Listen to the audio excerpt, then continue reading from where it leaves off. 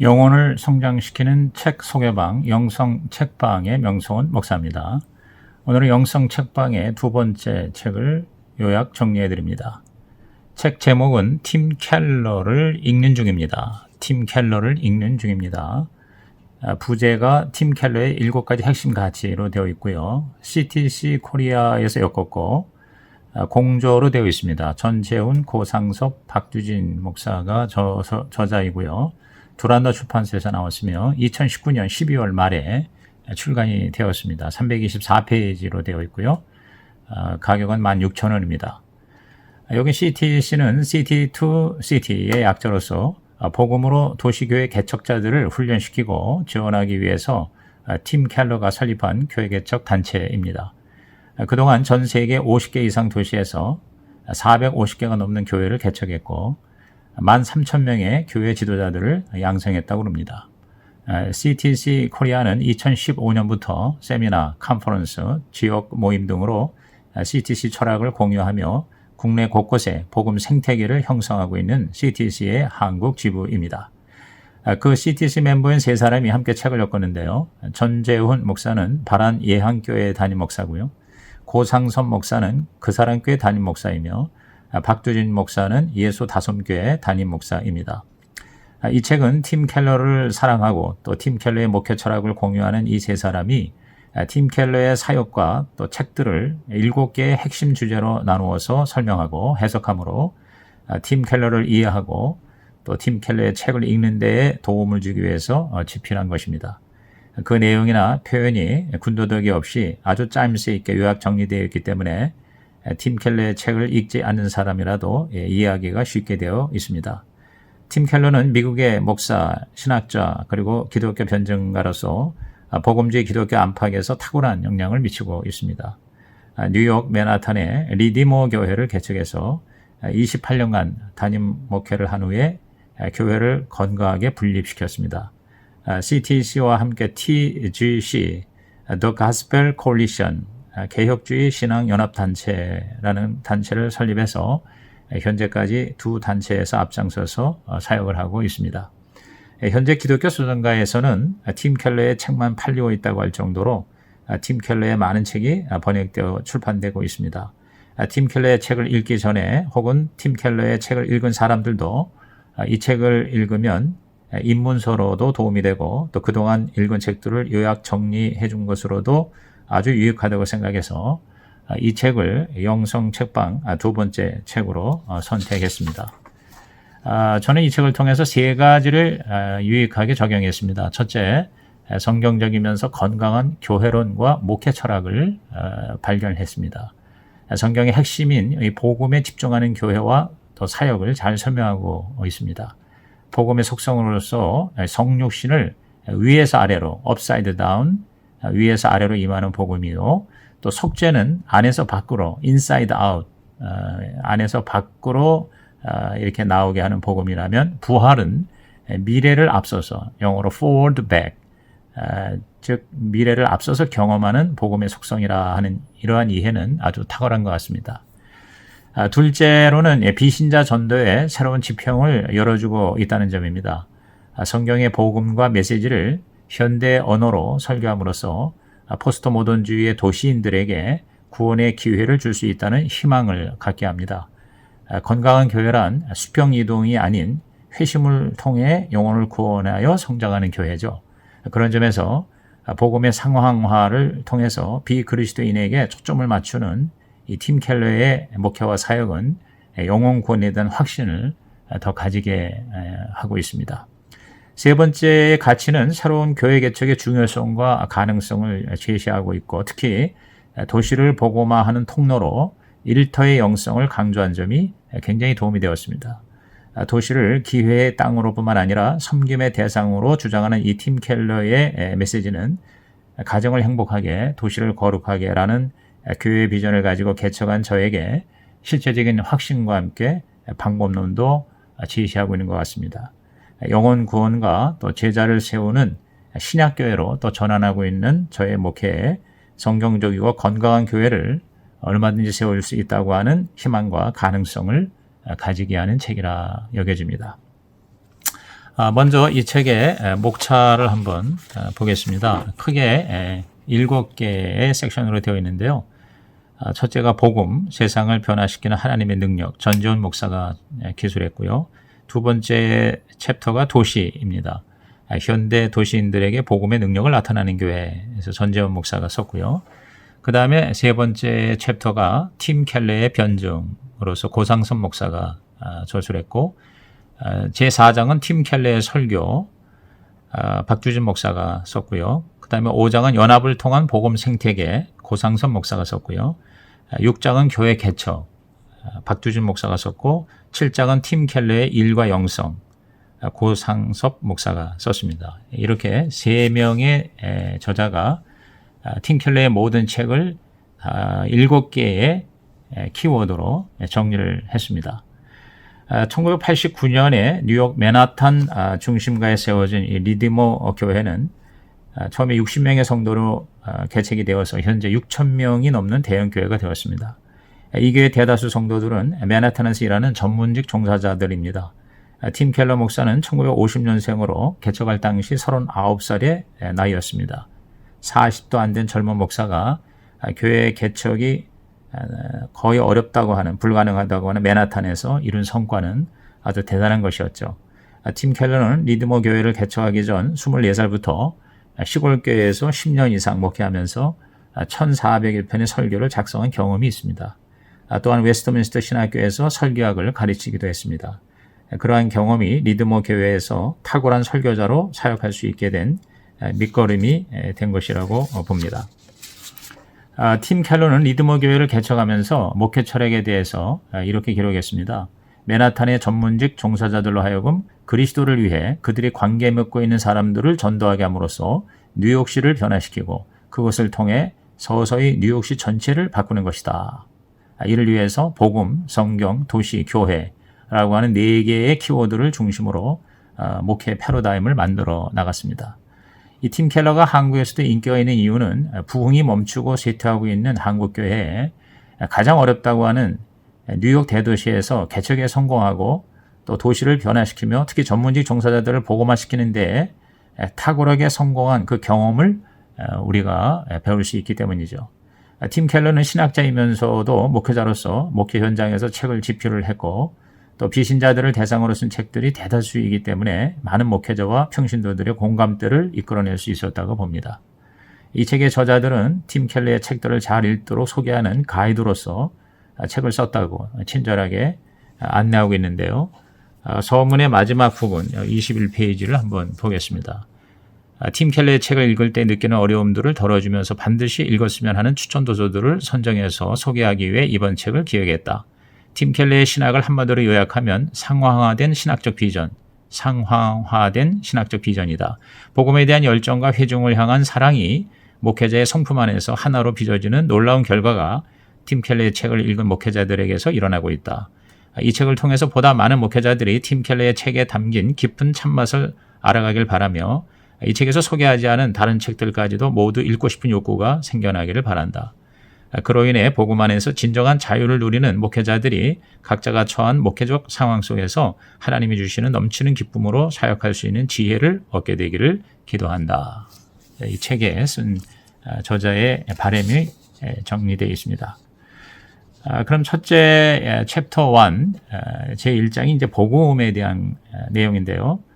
복음은 바로 세상을 변화시키는 하나님의 능력이다라고 하는 전제하에 복음에 대해서 팀 켈러는 자기 나름대로 해석을 합니다. 팀 켈러의 모든 목회의 에너지는 바로 복음에서 출발합니다. 도시라는 밭에 심겨진 이 복음의 씨앗이 풍성한 열매를 맺는 사역이었죠. 그 복음은 뉴욕 맨하탄의 젊은 전문직 종사자들을 변화시켰습니다. 그는 목회 프로그램보다 복음 DNA 혹은 복음의 신학적 비전에 매달렸습니다. 특별히 복음의 상황화의 컨텍스츄얼라이제이션에 집중했죠. 이 상황화는 사람들에게 그들이 원하는 것을 주는 것이 아니고 사람들의 언어와 문화로 복음을 통해 그들이 필요로 하는 것을 주는 것입니다. 복음은 오해되지 말아야 합니다. 복음은 무조건 좋은 소식이 아니라 우리가 구원받았다 하는 것을 선포하는 기쁜 소식입니다. 복음은 도덕적인 율법주의도 아니고 상대적인 율법 폐기주의도 아닙니다. 우리는 복음과 복음의 결과를 구별할 수 있어야 합니다. 복음의 선포 없이 결과만 강조하면 율법주의가 됩니다. 복음의 결과 없이 또 선포만 강조하면 율법 폐기주의가 되는 것이죠. 복음의 능력은 두 가지로 다가옵니다. 첫째, 나는 내가 감히 생각했던 것보다 훨씬 더 죄인이고 허물 많은 존재입니다 라는 고백하는 것입니다. 둘째는 나는 내가 감히 바랐던 것보다 더 많은 사랑을 받고 용납받았습니다 라고 말하는 것이죠. 십자가를 바라볼 때 내 죄가 얼마나 크면 하나님의 아들이 십자가에서 죽어야 했을까를 묵상하며 겸손해지는 거고요. 또 하나님이 나를 얼마나 사랑하셨으면 그 아들을 십자가에서 죽게 하셨을까를 묵상하면서 담대해지는 것입니다. 복음은 모든 것을 변화시킵니다. 죄인으로서의 이기적인 욕심을 버리게 하고 하나님의 사랑으로 실패의 두려움을 이기게 합니다. 우리는 하나님의 사랑받는 죄인인 것이죠. 복음의 능력은 우리 마음속의 우상을 제거합니다. 하나님보다 더 사랑하는 모든 것을 사라지게 하죠. 그 우상의 자리에 예수 그리스도를 주인으로 모시게 하는 것입니다. 속죄의 복음은 하나님께 예배하는 일이 더 이상 긴장과 불안이 아닌 기쁨과 감격으로 행하는 일이 되게 합니다. 부활의 복음은 미래를 앞서 경험하게 합니다. 그런 복음의 속성은 도시와 이웃의 복지, 사회 참여, 문화 변혁에 관심을 갖게 하고 기독교 세계관을 가지고 세상에 나가 일할 힘을 얻게 하는 것이죠. 우리는 복음을 재발견해야 합니다. 복음은 부흥의 핵심 수단입니다. 신구약을 관통하고 있는 복음의 주제와 스토리를 풍성하게 경험하는 것이 교회를 살리는 가장 중요한 요소입니다. 복음의 결과를 요구하기 전에 복음 자체를 풍성하게 경험하는 것, 이것이 더 중요하다는 걸 저자는 주장합니다. 55페이지를 한번 직접 읽어봅니다. 55페이지에 기독교 지도자들이라면 복음이 중요하다는 사실을 너무나 잘 알고 있다. 그러나 같은 성도들 앞에서 매주 복음을 선포하기가 쉬운 것은 아니다. 그러다 보니 자연스럽게 복음보다는 복음의 결과를 요구하는 설교를 하게 되기가 쉽다. 복음이 우리를 어떻게 그리스도인이 되게 하는가 보다는 그리스도인이라면 어떻게 살아야 하는가를 더 자주 말하게 되는 것이다. 목회자가 복음을 더 자주, 더 많이 선포하지 못하는 이유 중에 하나는 목회자 자신이 복음을 풍성하게 알지 못하기 때문이다. 아주 전곡을 찌르는 주장이죠. 첫 번째 이 핵심 가치로서 이 복음의 장을 더 잘 이해하기 위해서 추천하는 도서는 팀 켈러의 탕부 하나님입니다. 이 책은 누가복음 15장의 탕자 이야기를 새롭게 조명합니다. 여기서 탕자를 상대주의적 사람으로 또 큰아들은 도덕주의적 사람으로 해석하고 두 아들 모두 다 그리스도를 필요로 하는 대상으로 보았습니다. 그는 교회 안에 있는 큰아들 때문에 작은 아들 탕자, 즉 죄인들이 예수 믿기를 주저한다고 날카롭게 지적하고 있습니다. 그래서 이 책의 각 챕터마다 꼭 읽어야 할 책으로 추천을 한 것씩 하고 있는데 첫 번째 복음에 대한 추천 도서는 팀 켈러의 탕부 하나님, 팀 켈러의 탕부 하나님입니다. 첫 번째 복음에 이어서 이제 제2장 도시에 대한 이야기인데요. 현대 도시인들에게 복음의 능력을 나타내는 교회를 추구하고 있습니다. 이 부분에서 켈러는 도시와 문화를 복음의 상황화로 연결시켜서 설명하고 있습니다. 옛날과 달리 지금은 도시 문화가 교회 문화를 앞지르고 있죠. 그 결과 전도와 교회 성장이 점점 더 어려워지고 있습니다. 교회가 거룩이라는 이름으로 개토화되는 것이나 또 세상과 동화되어 세속화되는 것이나 다 피해야 합니다. 개토화와 세속화를 극복하는 길이 바로 복음의 상황화입니다. 켈러는 이 상황화의 본질에 대해서 아주 알기 쉽게 설명하고 있는데 67페이지를 한번 살펴보면요. 상황화는 사람들에게 그들이 원하는 것을 주는 것이 아니다. 오히려 특정 시기와 특정 지역에서 사람들이 삶에 대해 갖는 질문에 대해 그들이 이해할 수 있는 언어와 형태로 그리고 그들이 힘있게 느낄 수 있는 호소와 논증을 통해서 비록 그들이 듣고 싶어 하지 않고 심지어 반대할지라도 성경에 답을 주는 것이다. 건전한 상황화는 특정 문화에 대한 복음의 소통과 사역이 복음 자체의 본질과 독특성을 타협하지 않으면서 번역되고 적응되는 것이다. 이렇게 설명했습니다. 복음의 능력이 전혀 훼손되지 않으면서 사람들에게 들려지는 것, 이것이 바로 건전한 상황화입니다. 복음의 상황화는 도시 비전을 가능하게 합니다. 팀 켈러의 목표는 단지 더 훌륭한 교회가 아니라 더 훌륭한 도시입니다. 그의 이른바 도시 비전은 문화적 부여로 생산자들이 영광을 받는 자리가 아니라 온 땅의 기쁨과 하나님의 영광이 되는 자리죠. 개인의 이기심이 아니라 봉사에 근거하여 발전하는 도시입니다.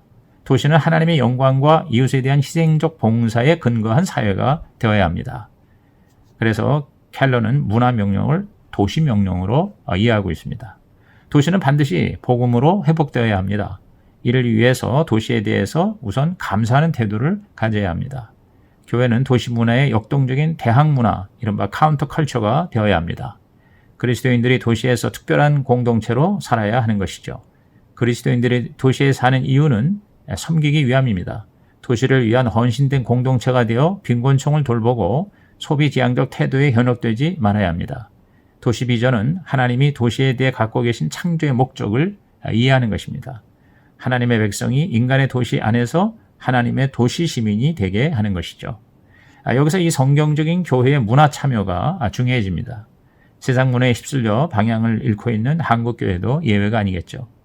한국은 할아버지 세대의 6.25 문화와 아버지 세대의 냉전 문화, 그리고 자녀 세대의 세계 문화가 서로 뒤엉켜 있습니다. 현대 사회의 세 가지 흐름, 이른바 세속화, 다원화, 그리고 개인화가 오늘 우리 한국 사회에도 도도한 물결이 되고 있습니다. 이에 대해서 전재훈 목사는 83페이지에서 이렇게 우리 한국교회 상황에 대해서 적용하면서 설명합니다. 한국 사회는 이 모든 것이 아버지 세대와 자녀 세대에 다양하게 혼재되어 있어 세대 간 단절과 소통의 부재를 만들고 있다. 뿐만 아니라 보수와 진보로 나뉘어 싸우고 남혐과 여혐, 자본가와 노동자 간의 불신, 스승과 제자의 대립, 지역 간의 갈등까지 다양하게 존재하고 있어 그야말로 혼돈의 문화를 살아가고 있다. 목회자들마저 생각이 다르면 남혐, 여혐으로 싸운 이들 못지않게 대립한다고 여긴다. 이런 갈등은 비신자들이 교회의 문턱을 넘는 커다란 걸림돌이 되고 있다. 한국 사회에서 다양한 문화와 생각이 뒤엉켜 서로 비난하고 싸우는 것을 교회가 나서서 화해시키고 새로운 가치로 이끌어야 하는데 도리어 세상 못지않게 교회 내에서도 숱한 분열과 갈등이 일어나고 있다. 팀 켈러는 문화를 바라보는 다양한 관점을 네 가지 모델로 설명하고 있습니다.